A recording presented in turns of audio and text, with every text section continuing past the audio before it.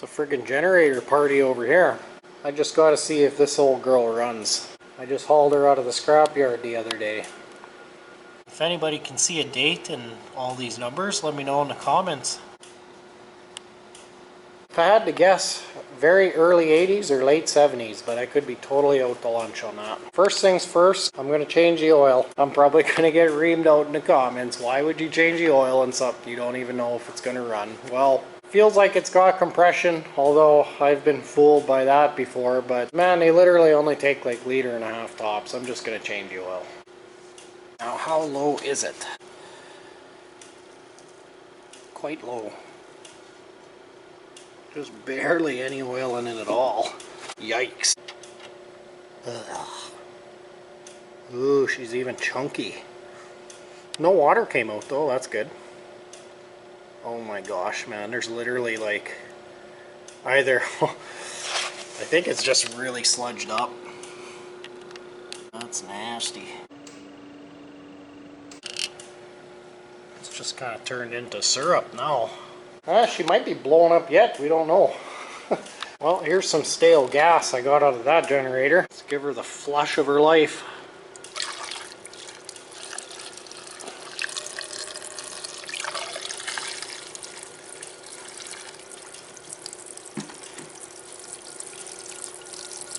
Nice.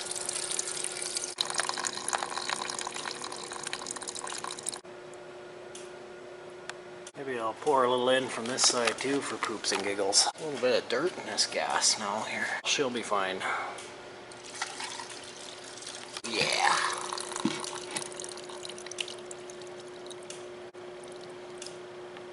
I think I'm gonna pop the drain plug off on the other side and give her a flush both ways again. But I'm running out of gas, so I'm gonna drain the old stale gas out of this generator now. Alright, got ourselves a little more.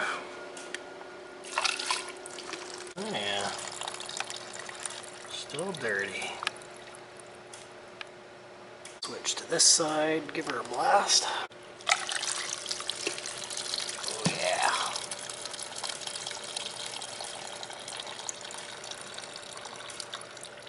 Now I'll just give her a mega blast.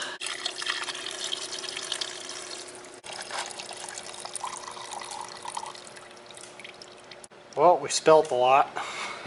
Oh well, we'll definitely be keeping the ventilation on for a little while.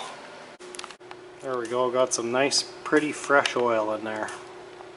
Well, I just tipped her over and just a little bit of, looks like mainly just water came out of the gas tank. Oh no, that's some really stale gas with little bubbles of water. That was probably from when I was pressure washing it.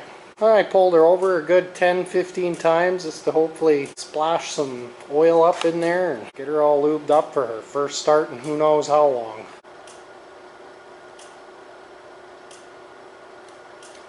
Alright, let's see what happens.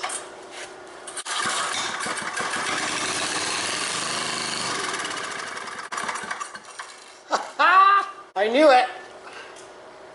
Okay, well, I'm going to put a little bit of gas into the tank and just see how much the carburetor doesn't work.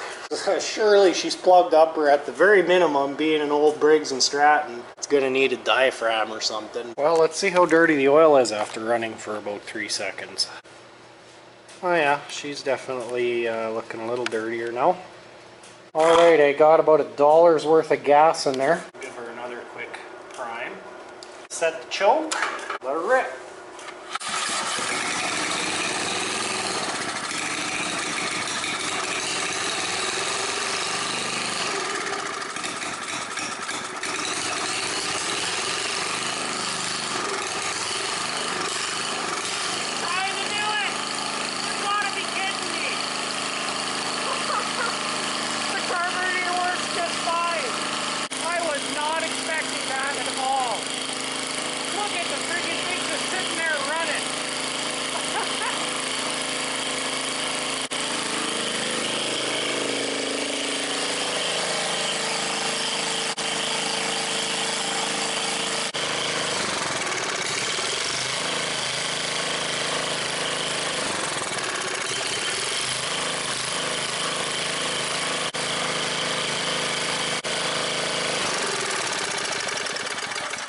Running like $1,000,000.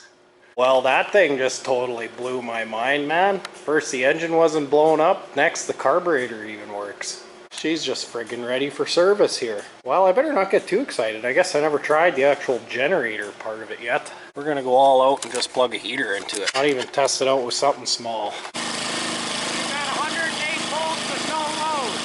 Full heat.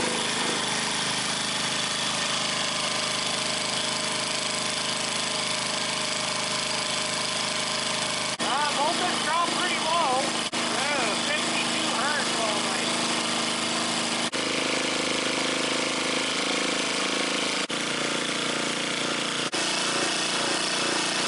Oh, it's getting better.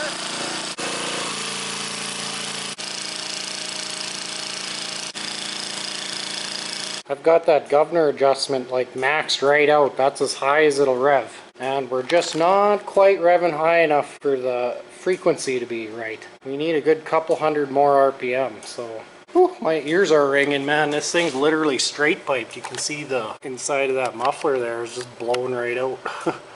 Well, I'm not gonna lie to you, I don't really know what I'm doing here, but all I know is this is your like main adjustment, right?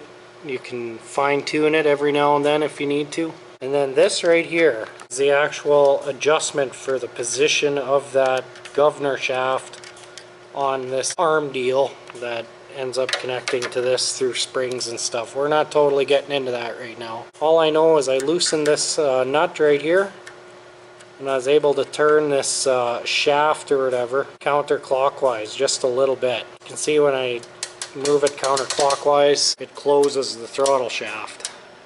I'm assuming that's going to make it have more revs because it's going to want to crank open the throttle more. But like I said, I don't really know, and we're going to find out.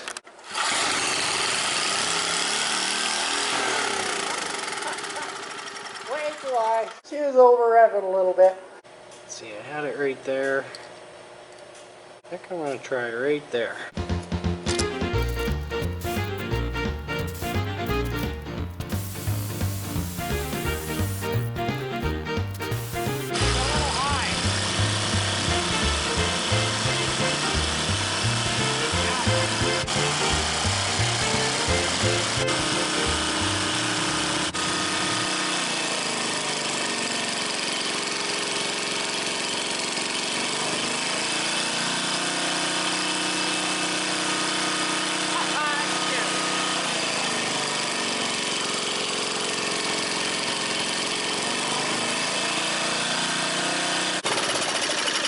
Uh-oh, I realize what I've just done now. Here I thought that was just your like base adjustment for the maximum RPM. I've now just adjusted how much the governor reacts to RPM changes or reacts to load on the engine.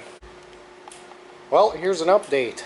This adjustment I was playing with here, I figured out it just has to be cranked all the way clockwise, and that gives you maximum sensitivity on the governor. But then I was right back to my old problem where it just wasn't quite revving high enough. So I just took and shortened up this hook on this spring to make it just a little bit tighter. That spring right there connects this adjustment mechanism to the actual governor and the rod that goes up and controls the throttle plate. And that's all she needed.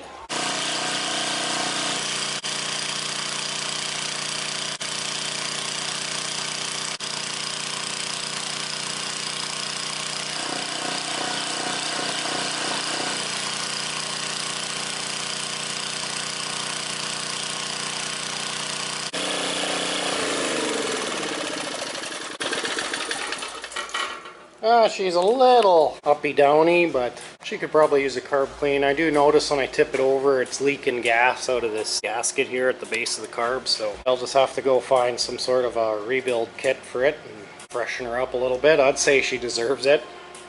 Let's see how dirty our oil is after all this running. Oh yeah. She's starting to look a little nasty now. You can see the shavings. You see that little two-stroke generator? That's how you should behave. Well, I just ran her for another 15 minutes or so and dropped the oil.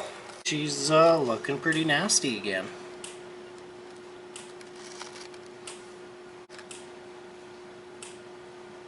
See all the trails that the shavings are leaving.